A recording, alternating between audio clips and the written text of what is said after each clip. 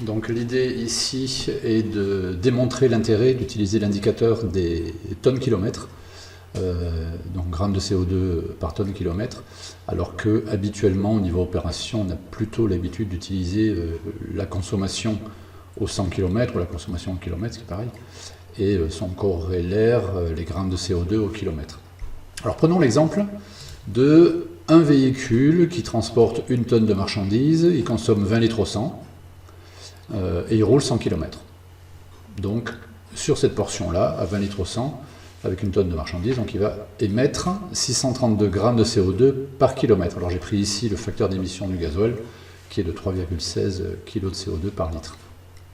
Imaginons le même véhicule qui lui transporte 8 tonnes de marchandises.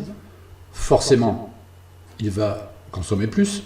J'ai pris ici arbitrairement 40 litres au 100 km, ce qui fait qu'il émet 1260 grammes de CO2 par kilomètre, ce qui est tout à fait normal, on comprend bien. En revanche, si on compare ces deux véhicules, on voit que le véhicule numéro 2 émet plus de gaz à effet de serre que le numéro 1, ce qui est tout à fait normal à nouveau, hein, il n'y a pas de surprise. Néanmoins, ça ne permet pas de valoriser l'effort qui est fait sur l'optimisation du chargement du véhicule. En revanche, si on prend justement l'indicateur grammes de CO2 par tonne kilomètre, on s'aperçoit que dans le premier cas, donc comme il ne transporte qu'une tonne de marchandises, on s'aperçoit dans le premier cas qu'il est à 632 grammes de CO2 par tonne kilomètre.